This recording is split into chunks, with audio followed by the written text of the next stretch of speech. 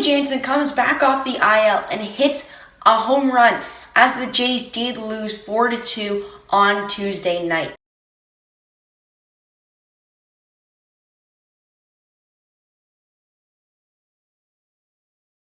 Welcome back to the Blue Jays recap. I'm your host, Evan, and we are back with another Blue Jays game recap.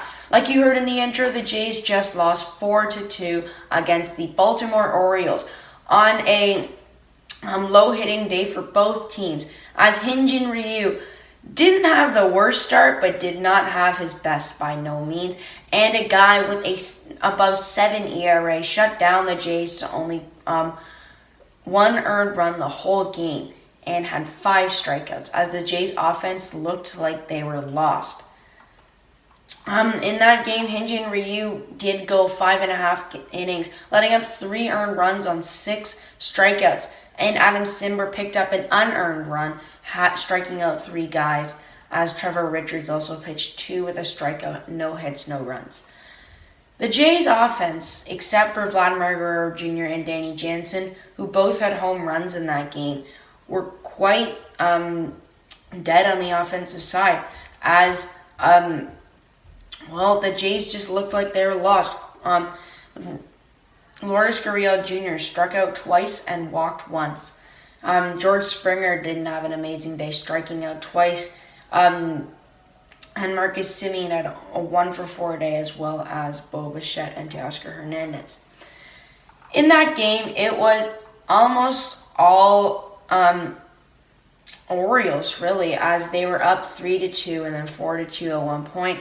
It was a really, really slow game, to be honest, as the Jays did really well at shutting the Orioles down to only 4 hits the whole game, as Ryan Mountcastle, Austin Hayes, and Yole Urias and Jeremy Jones all got hits, as there was 3 RBIs, because there's the 1 unearned run, which was terrible, on an error by Marcus Semien, as the Jays did not have a good game. In the third inning, Danny Jansen comes back off the IL and hits going and into the second deck, as he hits his 5th home run of the year. And then Austin Hayes drives in an RBI for the Orioles that Marcus Semien should have got to, and it was a terrible, terrible thing. It just went right under his glove. Off.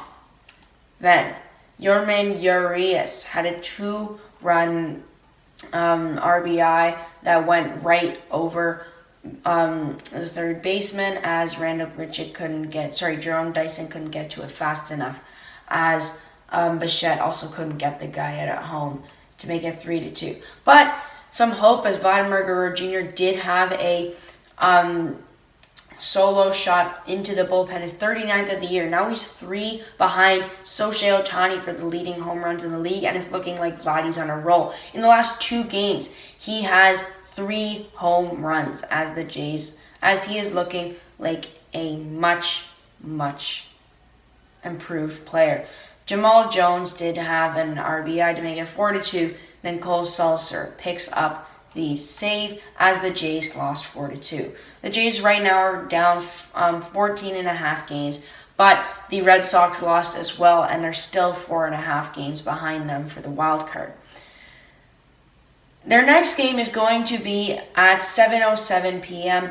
It is going to be Steven Matz, who had a not bad month of August. He had a 1.64 ERA and only 4 earned runs in all of his starts in August, as he has not been terrible, but he's really been foreshadowed by the rest of the better Jays starters that have played really well in August.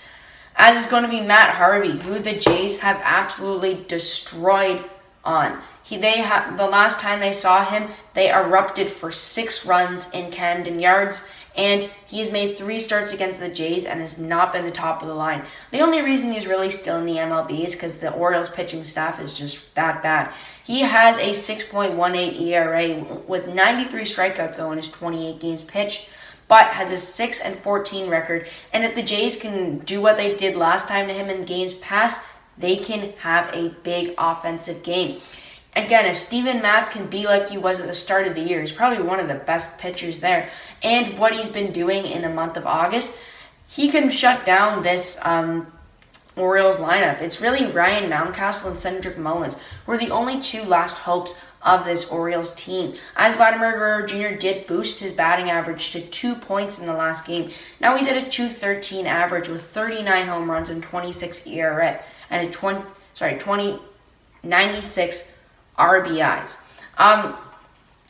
Steven Matz, hopefully he can get that fastball and slider working and maybe mix in the curveball, because the game against the Red Sox this August, that curveball was working well. So hopefully they can do it. The Jays only have a few remaining players on the IL, as they still have Ross Stripling and Julian Merriweather injured. But Nate Pearson just got called up from the minor leagues to pitch in the bullpen. And hopefully we can see him in the next few games, because he can add some speed into that bullpen, like I said in the last recap. The Jays right now are leading all the categories, literally every single one. Runs per game, batting average, home runs, and pitcher ERA. They are a much better team on paper. Hopefully they can show it tonight if guys like Vladimir Guerrero Jr. can keep doing what he's doing. If George Springer can show up a little bit more, and if Marcus Semien can have another good game, as well as Bo Bichette. That will do it for our recap today. I'm predicting a win in this next game. Hopefully they do. And if you like this, drop a like, subscribe,